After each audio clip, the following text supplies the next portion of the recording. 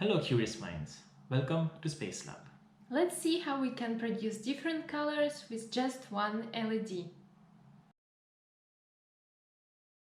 For this, we would need the microcontroller, the breadboard, an RGB LED, 3 resistors, and 5 wires. Let's see how to make the connection. This is an RGB LED.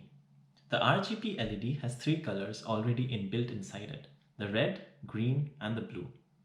There are 4 pins visible on the RGB.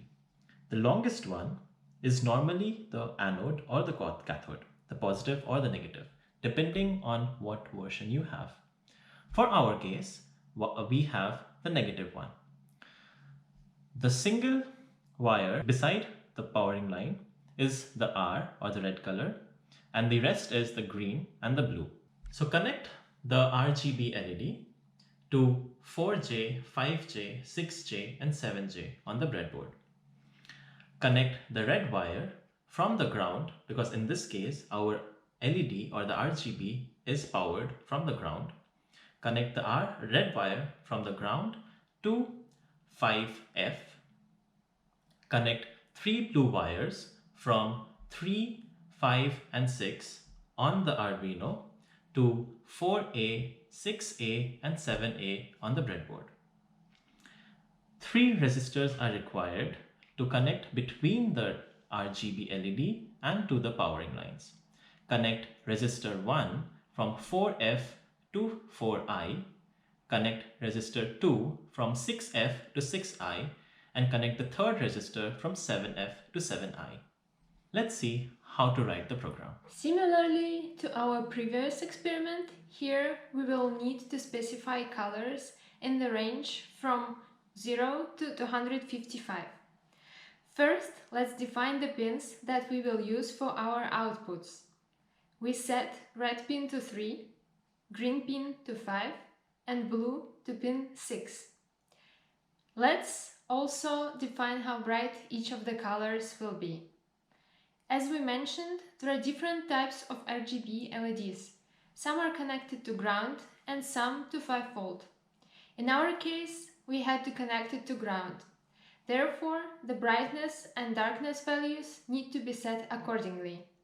If you connect to 5V, use 255 as the brightest value and 0 as the darkest value.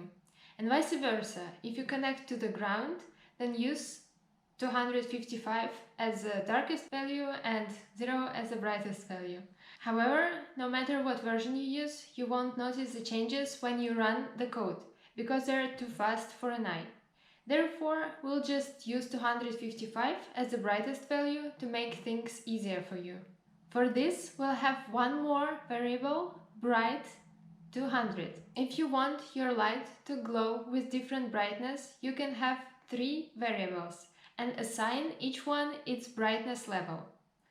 Let's also assign a variable to 0 so that we can use it every time when we want to make a light completely dark, or in other words, to turn it off. Now, as usually in the setup part, we tell Arduino what pins will be our outputs. Finally, in the main loop, we first tell Arduino to turn on the red light. Then pause for, say, 3 seconds to watch our red light glow. Then turn the red light off and turn on the green light. Wait for 3 seconds again. Turn the green light off. Turn the blue light on. Wait for 3 seconds. Turn the blue light off. From here on, Arduino will go back to the beginning of the loop and start all over again. Isn't it exciting? You've just built your own traffic light. Well, just with the blue light instead of yellow. Although, if you want it to look more like a normal traffic light, then try adding new colors by combining the ones that we have. Remember, we said that colors consist of our red, green, and blue. Let's try switching red and green at the same time like this.